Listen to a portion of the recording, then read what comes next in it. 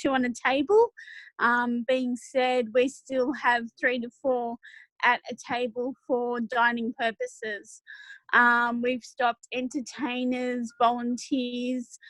You can only get into the physical building with a swipe. No one's allowed on the floor without their temperature. So my day, quite often, I have to open the door to even doctors to get in.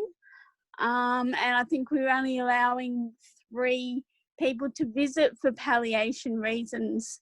But yeah, no visits.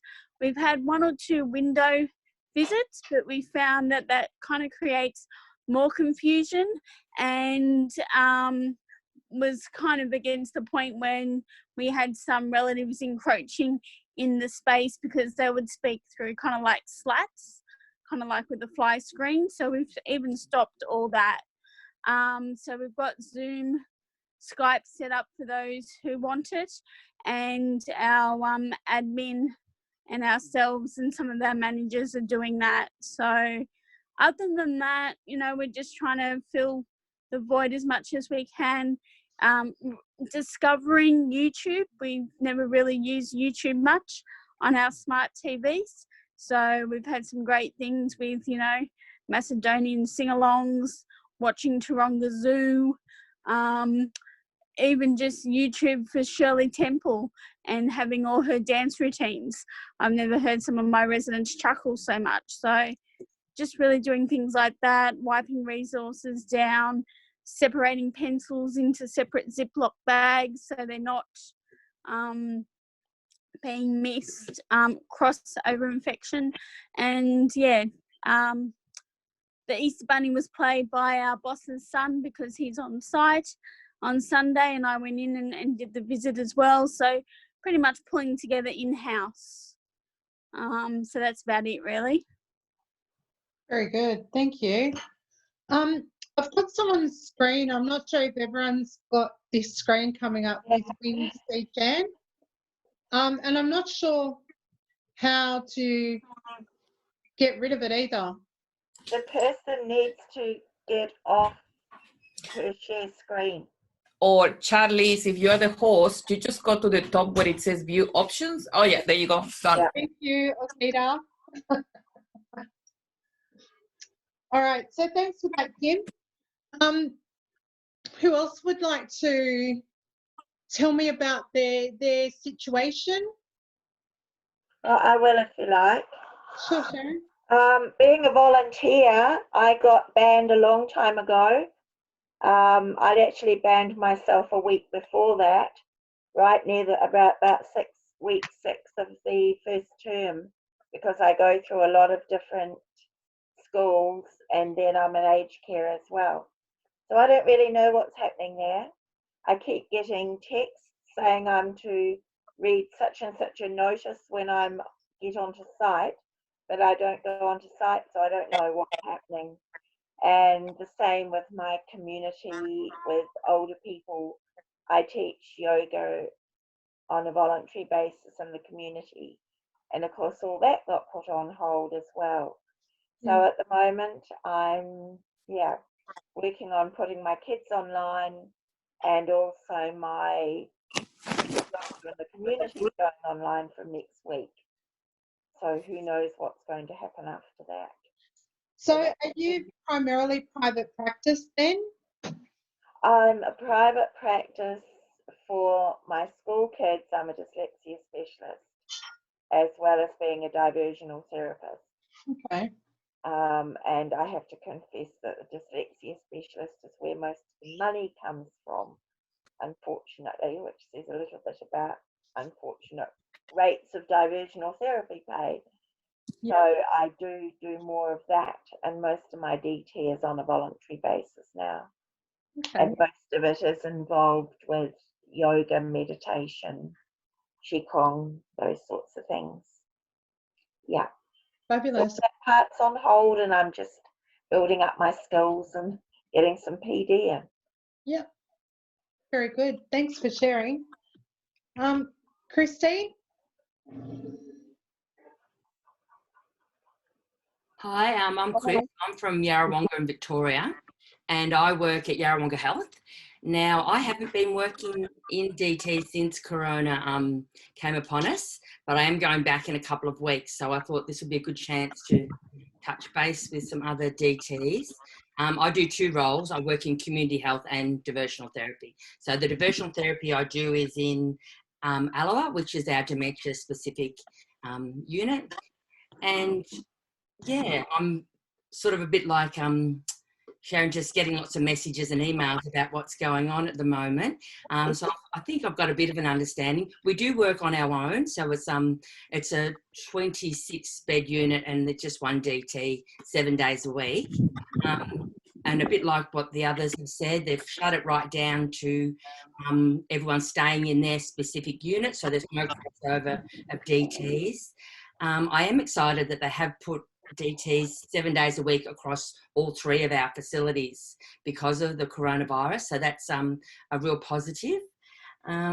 We do have a message group between the DTs on site where we share all our resources, which is fabulous. And I must say, since Corona has come upon us, we've really amped that up. We're really supporting and sharing lots of information that we find, mainly social media type things that pop up, the free ballet, the free church services, the free zoo live streaming, the aquarium, things like that. I saw a really good one for some Indigenous colouring in templates yesterday, things like that. So there's been some wonderful things popping up. I'm enjoying some of them, so I'm sure that our residents are as well. So yeah, that's really my story. I thought, and I'm really excited about Zoom. I'd never done Zoom until about 2 weeks ago. I do African drumming, which I'm hoping to introduce to our clients once I get the hang of it. And we're actually doing our drumming lessons via Zoom at the moment as well. So that's a real challenge. But anyway, we're soldiering on. So yeah, that's me. Thank you. Well done. Thank you. Who would like to go next? I'll have a go. So, Roseanne?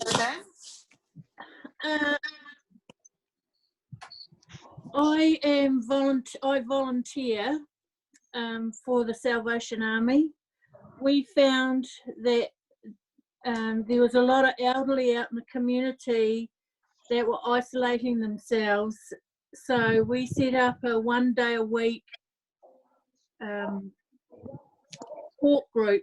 We call it a support friendship group or fellowship. We don't do no religious stuff or anything like that, but what we do is I organise speakers, like solicitors for doing their wills, also doing oh God, the name now, so that families can speak for them. What is that called? Advocating. Yeah, advocating and stuff. Advocating. Also doing crafts. If any of them need medical attention, we take them so that they've got someone that can advocate for them. Our oldest is about 98 and our youngest would be 57. And I also volunteer for 2 maraes, Māori groups or that communities that are in Gore here in New Zealand. That's what I do. I used to be in rest home care. I didn't much like how the powers that be used to have all these huge expectations but would never give you any budget to do it. And that used to really brass me off no end, so I told them in polite terms to put it where the sock is. And now I'm out in the community and I just love it. But at the moment, when COVID-19 came along, it just shut. We weren't able to do it anymore. but the Salvation Army does their own thing, as in food parcels and things like that. That is still going on. But yeah, and I've got an injury, so I was struggling with it just before the COVID-19 came in force. And I'm just in a moon boot and a kneel chair, a knee scooter. So I'm just looking on the internet really for crafts and ideas and surfing that and getting ideas so that when we're up and running again, we can go full steam. Fabulous. So is your work now one-on-one at the Salvation Army? We have about 36 elderly that come, and I suppose the least is about 15. That's the smallest group we've had, and our biggest group is about 36. And we also ring them the day before to arrange whether they want pick up or not. So we go and pick them up as well and bring them back. So yeah. What is happening with the screen? Someone's gone to share screen and I've just cut that from there. Oh, all right. Yeah, so that's me. Okay, thank you. Rachel.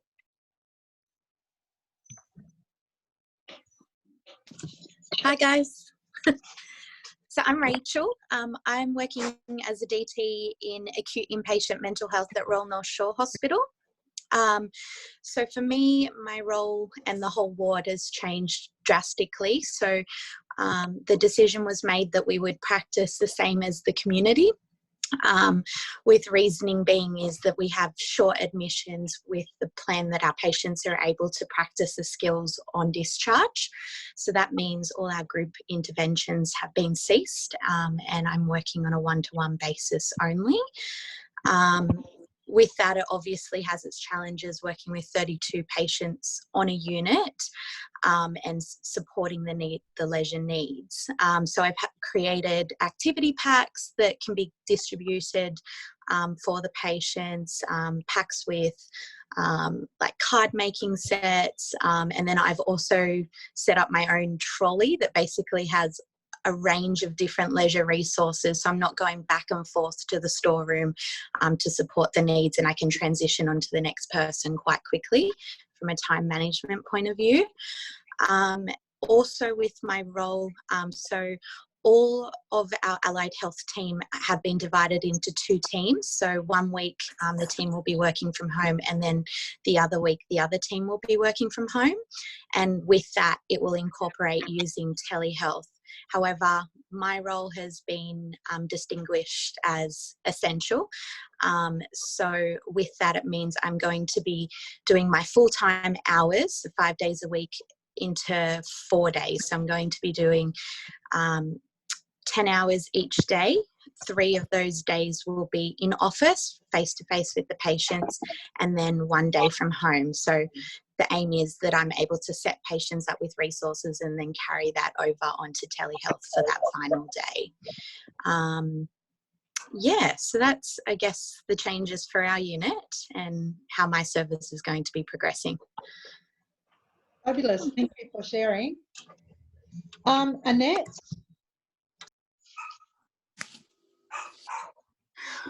Hi, I'm Annette. I'm from New South Wales. I work for TAFE. So we've actually been transferring our classes to online classes, which has been a very interesting learning curve for me. So actually did some training on that this morning. And so are all of your classes now online? At the moment, yes. Yeah. Fabulous. And how have you found that transition? It's been really interesting. I have a small class, so it's been a lot easier. I don't think I could manage it with 40 or something students. That would be overwhelming, but it's going well at the moment, and the students are actually enjoying it. Fabulous. Very good. Who would like to go next? I can. Yeah. Christy. So I'm Christy. I live in Gladstone up in Queensland. So I've just recently completed my cert in leisure and health through Australis College. And I've been working in community aged care for the last 2 years, doing home visits as a support worker. But now that I have my qualification, I'd really love to go on and do well, private practice, I suppose you call it. It sounds so professional when you say that. But one-on-one activities for people out in the community who don't get to go out for whatever reason. They may not drive, they may not like big groups and things like that. And I'm also looking at possibly running some chair dance classes. The company that I work for, they also do bus trips a couple of times a week. So they go and pick clients up, take them to the Senior Citizens Hall for activities. And being a regional town, we don't have a lot on offer as far as leisure activities go. So I'm thinking that this will be something really fun and different for people to do.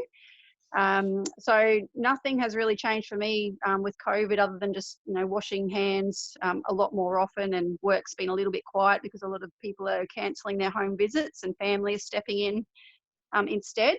But this is a little off topic, but I was just wondering, would anybody have an idea about a company to go to, or to approach about insurance for going private practice at all?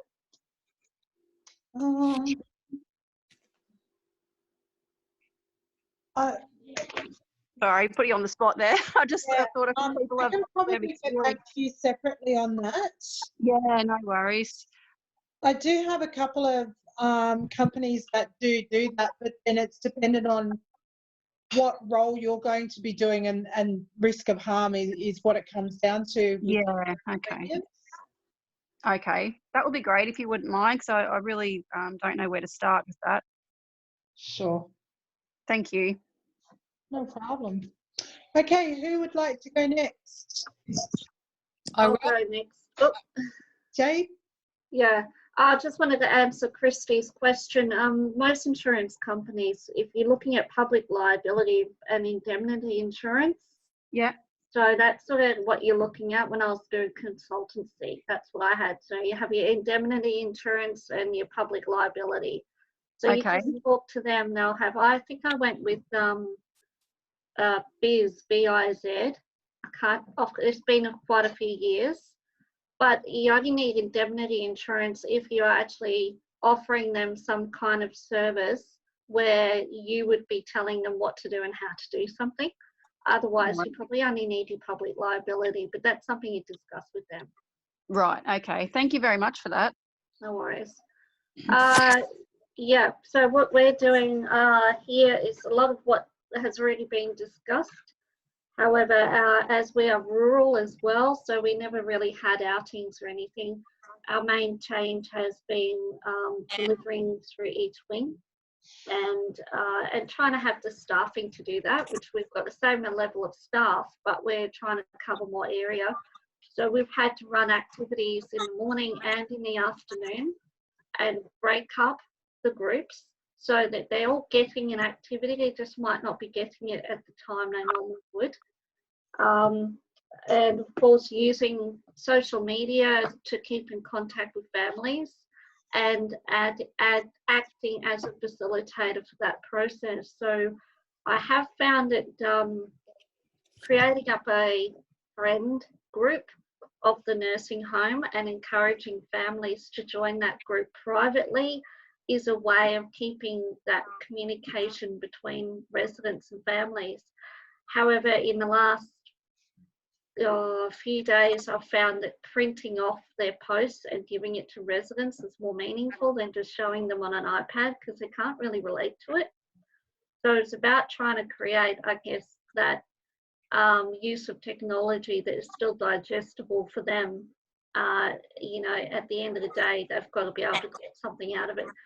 We've had pen pal groups set up in the community where they would actually write or send cards to our residents, and then I would read them out and share that in the morning with everybody.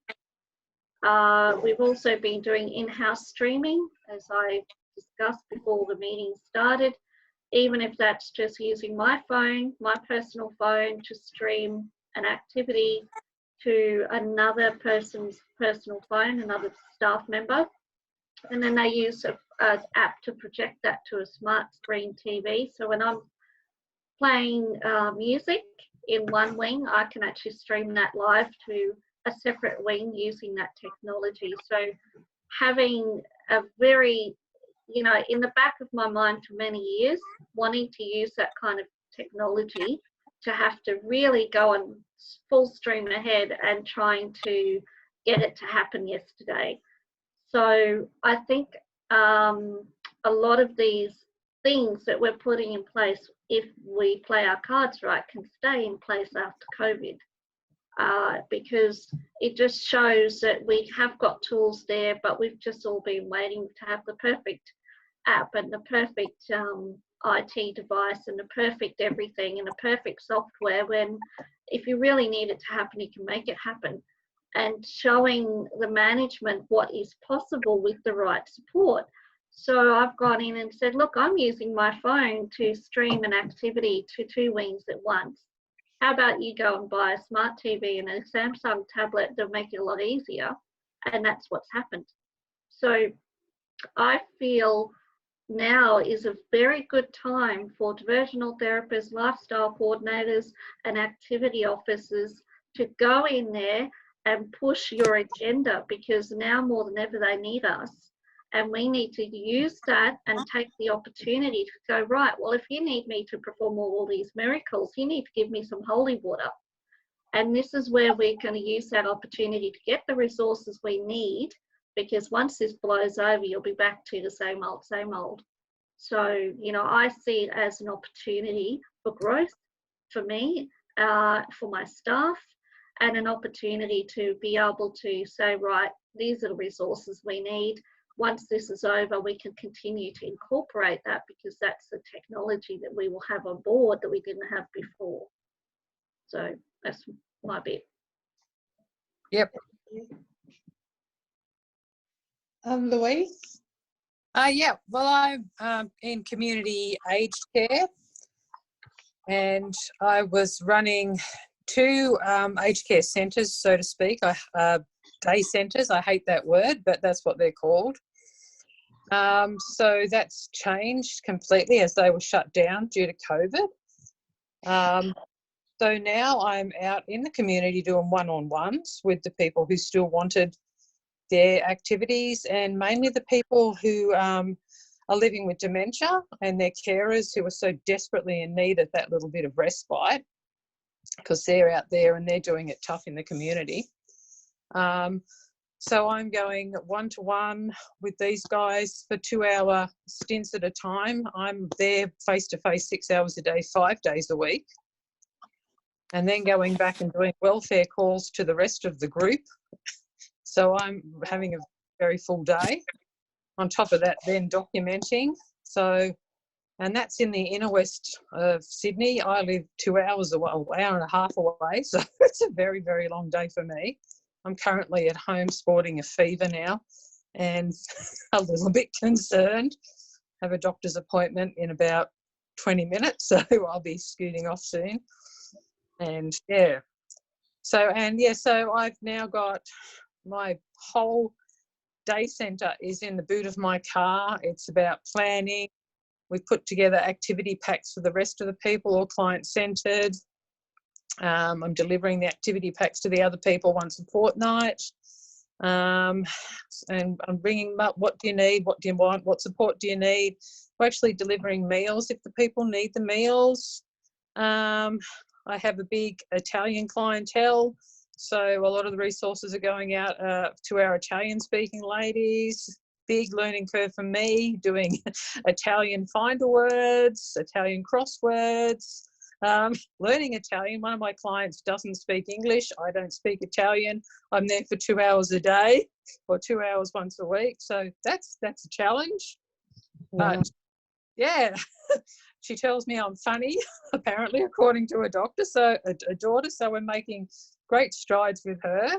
So it's been a steep learning curve, but it's something I adore. It's something I was pushing for before this. I always wanted to do those house calls, and it's something I want to do after this, because I think RT in the community is something that is a goer.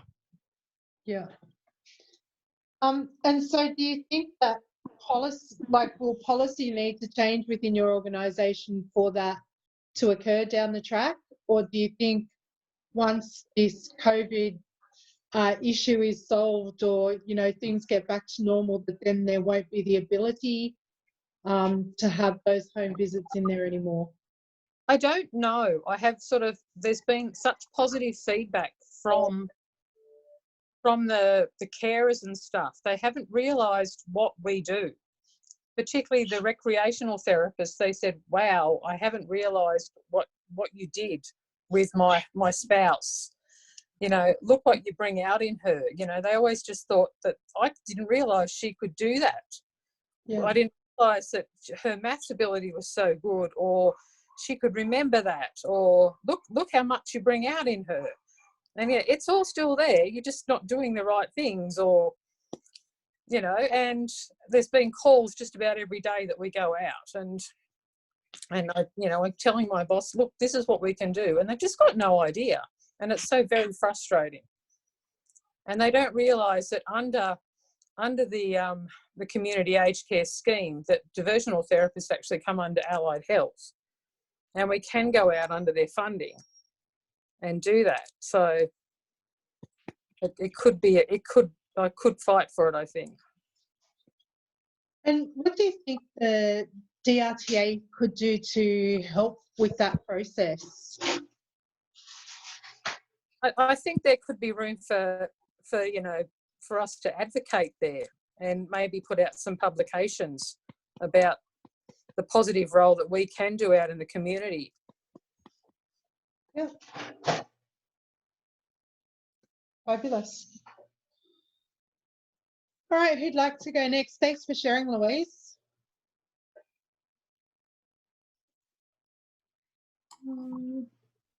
I'll go. Okay. Hi guys, I'm actually here just to learn, but listening to what you are saying, I can share a few bits and pieces, I suppose. So I'm Orquídea, and I am based in Auckland, New Zealand. When you were talking about that this is the right moment to highlight our skills, I actually would like to invite you to look at the World Health Organization newsletters, because they are actually calling for people to send papers and to write articles. And everyone is now talking about the outcomes, the negative outcomes of COVID-19, and we're talking about the things that we already know and that we have been fighting for many, many years: social isolation, loneliness, boredom, anxiety. So in a way, I do believe that if you put papers, or if you write an article, or if you approach these big agencies right now at this moment, we do have the ability to even highlight on a world stage the skills that we have, not only about New Zealand and Australia or United States or Canada, but it is a really, really good opportunity. I have been sending a few articles to the International Federation of Aging. I have been doing some of the presentations from the envoy for COVID-19 from the United Nations. And when you take part on those conversations and you actually educate people at those levels about what we have to offer, then you get moralized. So just building on what some of you guys were doing, we know that we do have the skills, we know that we do have the knowledge, we know that we're part of the solution, but it is a really good opportunity to take that to a very high level. So I would like to invite you, if you get a chance, and Charlize, I can send you some of those links, and you can share them with everyone. Try to attend those briefings from the World Health Organization. try to reach out to the International Federation of Aging, try to send an article and even photos on how you are actively engaging people through COVID-19 in your workplaces. And believe me, people are actually listening, because we are part of the solution when everyone is just talking about the problems and the challenges and the negative. So we are that little light in there, and they want to hear that. So that's basically what I would like to share with you. Myself and a colleague, I'm not sure if you know Stuart Alford or not, but him and I have actually put in an abstract with the Journal of Leisure Studies, which is an English-based journal. Yeah. And it's about, they want critical commentary on COVID-19 and its impact in different countries. So we have put in an abstract about residential care and the impact of COVID-19 with the changes of legislation that were government deemed and so early in the picture. But we haven't heard back yet whether that abstract has or hasn't been accepted. Because yeah, no, just keep pushing. Keep pushing, because it's our time to get, this is what we are, this is what we do, and exactly. This is the importance of what we do. And it's not about socially isolating, it's about physically isolating and making sure that socialization still occurs. Yes, and it's about, I mean, you guys have the skills, you know this better than me. You do it every single day. I'm not any longer at the cold phase. My role is a little bit different, but if you don't know how to write an article, that's perhaps something where the organization can help diversional therapists across Australia. So you can actually send your views and your experiences, and they can put it together on your behalf. The abstracts are a great idea. Offer webinars about your own knowledge, because you do have knowledge on what you are doing. How are you adapting your programs? How are you coping with the changes? I know that Australia is a little bit different. We're in a different situation in New Zealand, obviously. We have been on lockdown for 2 years. I mean, 2 years. God, no, I hope not. It might feel like that. It's like more than that. 2 weeks. But it's about reinventing the wheel. So basically... It's 3 weeks, Wikipedia. Sorry? It's 3 weeks. 3 weeks, yeah. But it's about... we do know how to reinvent the wheel. People talk about, oh, let's not reinvent the wheel. Well, sorry, we do know how to reinvent the wheel, because we need to adapt with the resources that we have in the places that we're working, with the people that we're working. And diversional and recreational therapy in these days is not just going to be about rehabilitation, but it's going to be about prevention. And we can use it now, even before COVID-19 is gone. Because just think about everything that is about to happen, talking about mental health in the next 2-3 months. And not only with the people that we're working with, but just people staying at home because of the lockdown. So we have this huge, massive window to yell out and to say, hey, sorry, I'm actually part of the solution, just in case. I'm just letting you know. But we need to be out there, and we need to find those forums, and we need to be present, even if it's on Facebook, making a little message, annoying people by messenger, sending your ministers of parliament an email. Just go for it and do it, because they want to hear that, especially now. That's my bit. Thank you for sharing. Kathy, have you shared yet? No, not yet. So I work in an aged care facility in Brisbane. We've basically gone to small groups, and whether we have to run 2 groups at the same time or 3 groups at the same time, we do what we can. A lot of Skype calls, Zoom calls, which I've had to learn, and doing face-to-face through a window. So they're on the phone, so they do window calling or over the balcony calling, depending on who the resident is. Our organisation has an app So we have to upload every day to the app photos and stories of what we've been doing, so it keeps the families up to date with what's happening.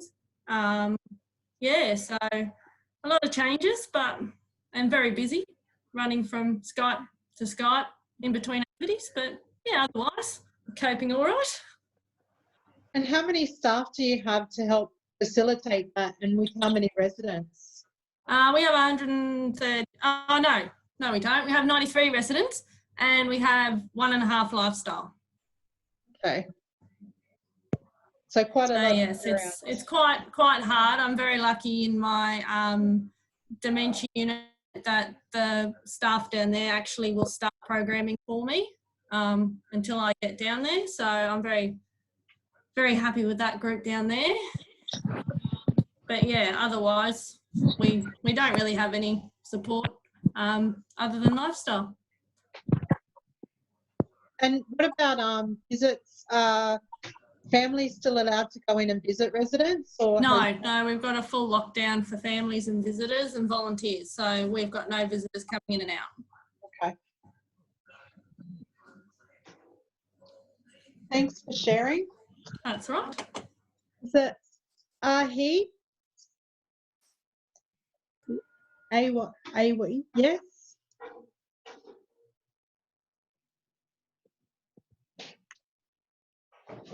She needs to turn her microphone on. Can you unmute her? There we go. She's still muted. No, she. Yes. Can you hear me? Right. Yes. I work in the aged care facility, and what we learn at this time, the activities are still running as normal. Can you hear me? Yes. Yes. Okay. Activities still run normal, but the one thing that we learn is to use iPad and help our residents to communicate with their family every day, so they won't be so lost. But I think the dementia residents might be a bit lost in a sense that they must be wondering why this thing happened. And we have our group activities, but we put them quite about 1.5 meter apart, and we still play ball games and music, sing along and things like that. And during Easter, we have Easter egg hunts in the garden, which is quite fun, but we have to make sure that they don't stick to each other. It's very hard to separate them because some of them are really very close to each other. Yeah, but the families are very happy. As for staff, we are quite strict. We take temperature the minute we enter the nursing home. And when we leave the nursing home, we have to change our uniform into mufti. Okay. Yeah. In a way, maybe it's good for avoiding cross-infection or community sort of, infection. Yeah. Whereabouts are you based? Sydney. Oh. Yeah. And also, before any activities, we also clean their hands with the alcohol rub. Yeah. And after the activities, we do that too. Residents are quite good. They are very cooperative. Only some of the dementia residents get a bit confused at times. Yeah. Hopefully this thing is over and things can go into normal. It's nice to hear everybody's participation, because I'm above 70, so I'm on 1 month stay-at-home leave, so I miss the residents a lot. Yeah, hopefully after this I can go back, and after my 1 month sort of stay at home, I can go back and start working with them again. Yeah. Thank you. Thank you. Is it Kim Prasad?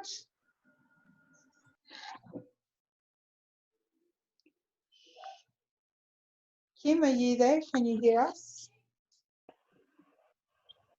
She's on mute. Kim, can you hear us? I have done all the bookings. And make sure you wake up with special tomorrow. Okay? और Chat. जो मैंने 6 जगह search किया है, और please इसकी थोड़ी credit limit बढ़ाओ. Kim, can you hear us? Charlie, she's on the chat. She's just saying that her baby is sleeping. Oh, okay. Thank you. Jay Welsh. Or is there anyone that hasn't spoken yet that would like to?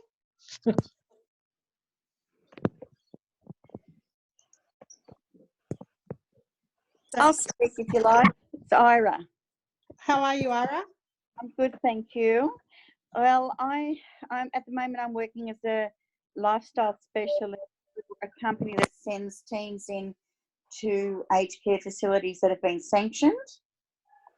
So when I first started at the job that I'm in at the moment, the facility, they were already in lockdown for flu symptoms. So then they went straight into the lockdown for the COVID-19. So at the moment, I am looking after the department because they've got untrained staff there as well. There's a new lifestyle coordinator that's just started, but my role is to go in and do all the assessments and care plans and make them compliant.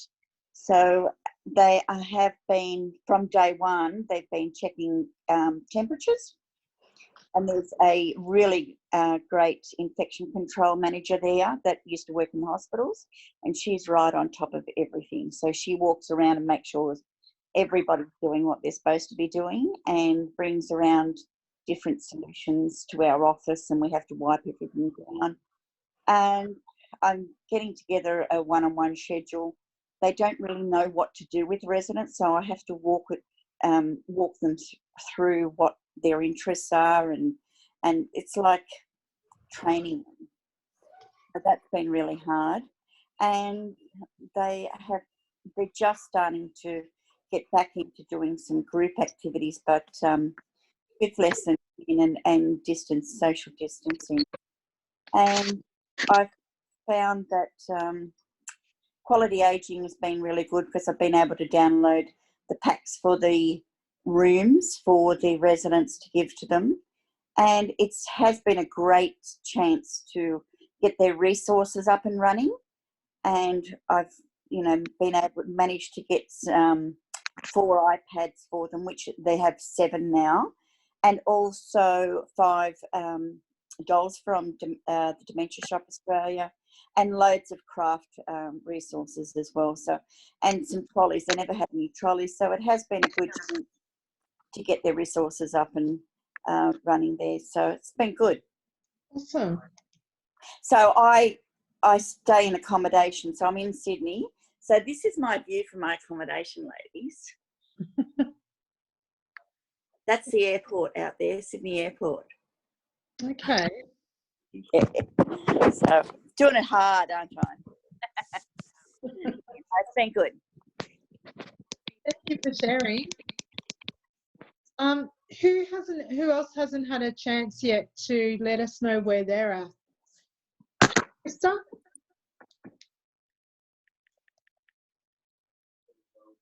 Hang on, let me unmute. Krista, can you hear us? Yes, hello. Hello. How are you doing? Good. Whereabouts are you working, and how has the COVID-19 impacted your practice? I'm surprised at how busy I am. I feel like I can't get on top of things at all. I don't know if I've got it up. There we go. So I work in an aged care facility in the Northern Rivers of New South Wales. We're the only aged care facility not in lockdown in our area. We are obviously doing all of the screening on entry. Visiting hours have been restricted to 2 half-an-hour visits a day. And I mean, I don't know everyone else's personal opinion on that, but I'm so glad we still have family visitors, because I just would not be able to cope with the pressure, I guess, knowing that, their social and emotional well-being is, it's all just crazy at the moment, isn't it? So we are still doing small group activities. We're 123 beds here. We have 3 lifestyle staff and myself, so 3 separate programs running a day. 1 dementia program. We got 20-bed dementia unit there. And at this stage, both our memory care units are in lockdown just because of the wandering, and I guess, it's a bit harder to social distance and whatnot. So yeah, a lot of Skype and FaceTime calls that we've had a really positive response with family wanting to do that. But it is significantly time consuming, trying to fit everyone in and, make sure, everyone has their own individual resources and everything in their room. So yeah, it's strange times, but we're finding ways to adjust. I guess you have to. Yeah. Well So that's done. me. Thank you. Thanks for sharing. Okay. A. Dawson. Hello. Hello. Can you hear me? Yes, good. My name's Abby. I've actually worked in the ACT. I used to manage 3 different residential care homes in here, but now I've moved to community sector and I work for Dementia Australia. We just, at the moment, aren't allowed to see our clients. We're doing the restricted access, although we are doing a few sneaky drop-offs with some resources. We have great community connections with Bunnings, the men's sheds and the local sort of community. So we're dropping off different woodwork projects and DIY kits for our men. A lot of our clients are males. And for our females, so different sewing projects or pom-poms and just things to keep them busy at home. A lot of our clients don't actually like to come out of their homes at this time. So we are making sure they are accessing Meals on Wheels or other services that are needed through our Dementia Advisor service, and keeping them all up to go and things like that. So it is a huge change for us who are seeing clients face to face and now only giving them a quick call, to kind of not running activities. So we also run the group activities as well as flexible respite in-home services as well. So big difference for us here. And how has that, how quickly did that change occur? Was it one day this way and the next day it changed? Yeah, actually, me, because I do the one-on-ones. I work with more higher needs and more behavioural clients. And our groups were like, groups might not be able to, how are we gonna modify our groups to make it more COVID safe? And I was suggesting to our team leaders, being like, maybe if we just brought the groups to our site and ran activities in our site, and that way we could have control over what risk factors were there, rather than doing things out in activities in coffee shops. And then from a day of discussing that with management to the next day being like no face-to-face at all was the hammer. So it's kind of like, whoa, one-on-ones aren't even allowed to happen. But we made that call as an organisation quite early in the COVID piece. I know through other meetings with other aged care providers, they were still doing one-on-ones and social shopping visits and that sort of stuff for about a week after us. But yeah, big change. Yeah. Very good. Well, thanks for sharing. Have I missed anyone? Can I jump in here and ask if anyone in the residential care sector have actually had that they've had to motivate staff as well as keep the motivation of the resident?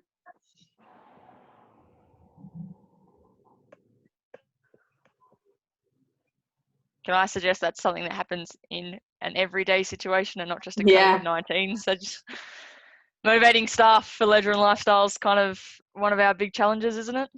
Absolutely. Yeah. I think for us, it's more a case of they still expect us to be doing the same thing only 3 times in 3 different wings all at the same time. So it's about having to remind them that we're dealing with all the COVID restrictions as well. Because I think with nursing is direct care, so going to people's rooms one at a time to provide those ADLs. whereas we quite often do group activities because that's the way to reach most of the residents, because there's only a few of us on the floor compared to having a whole nursing team. So we find that sometimes we're having to remind them of the fact that we're not bringing everyone together for a large group activity. We're trying to spread ourselves across 3 different places. So it can be a little bit like bashing your head on a brick wall at times. But like you said, it's always hard to motivate nursing staff to the value that lifestyle can bring and how everyone could be a part of that process. It's not just your job, not just their job. But yeah, it is a little bit different. Yeah. Yeah, I think that's certainly correct. Thanks, Jade. And I guess my last question would be, is there anything that the association could do to support you while this is going on? In terms of, are there different things we could be doing that we're not at the moment that may assist you in doing your jobs?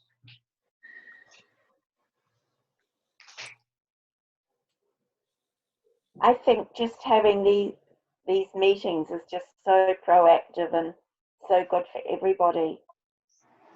We get a lot out of actually being able to, different places.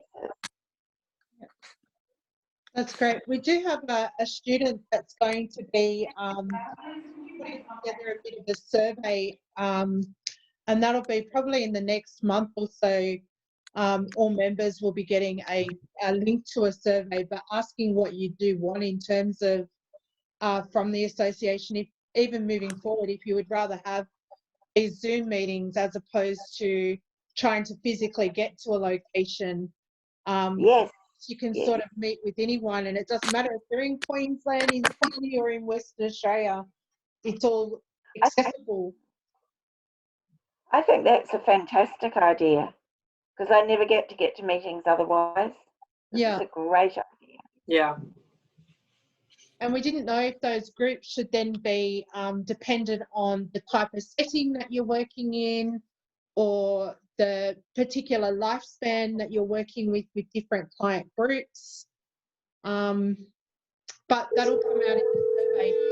Sort of, you know, if we have all mental health people working together, it's like having a group together, and residential aged care together, and community aged care together, or if we just put everyone for aged care together, or if we just have this sort of thing that anyone that wants to join can.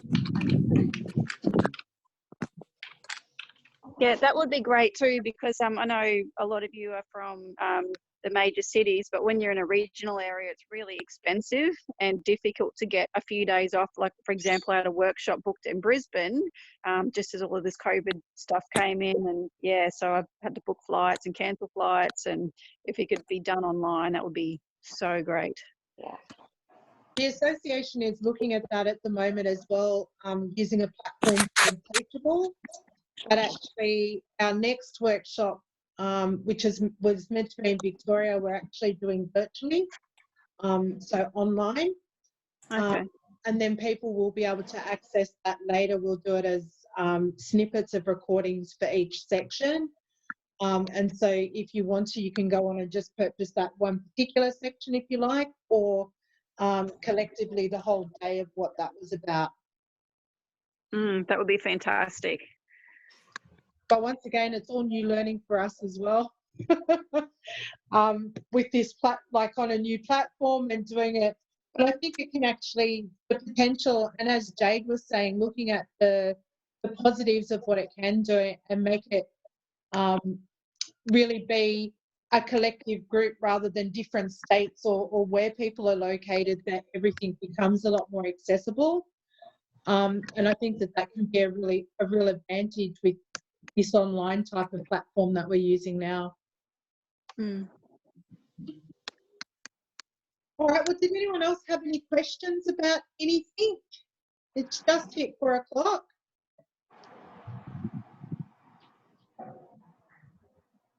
Yes, no, would you like to have another one of these meetings again? And if so, what sort of time frame would you like to have the next one? Charlize, can you hear me? It's Kim.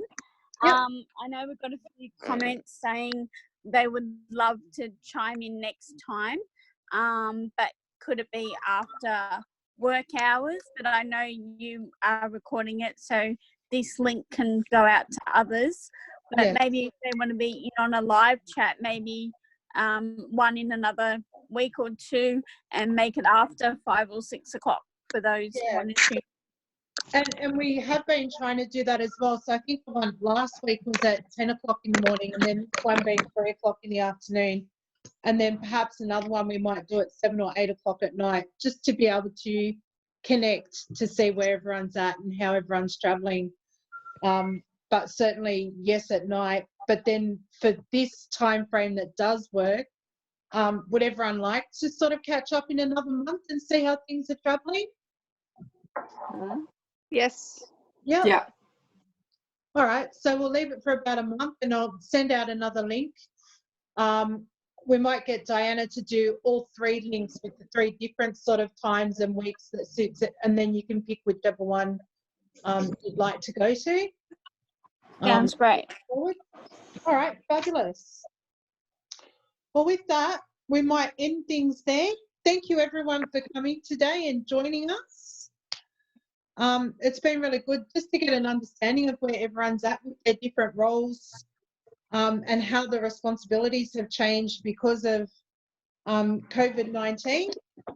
And we don't know where things will be in another month. They're talking lifting some of the restrictions. They're talking needs to be like this until Christmas. They're talking no overseas travel until Christmas.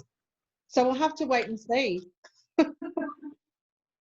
I think it's pretty early days, really. Yeah. And yeah, here in New Zealand, the media is really getting on to putting pressure now on the government to open up things instead of keeping it shut down. And it's only 3 weeks down the track.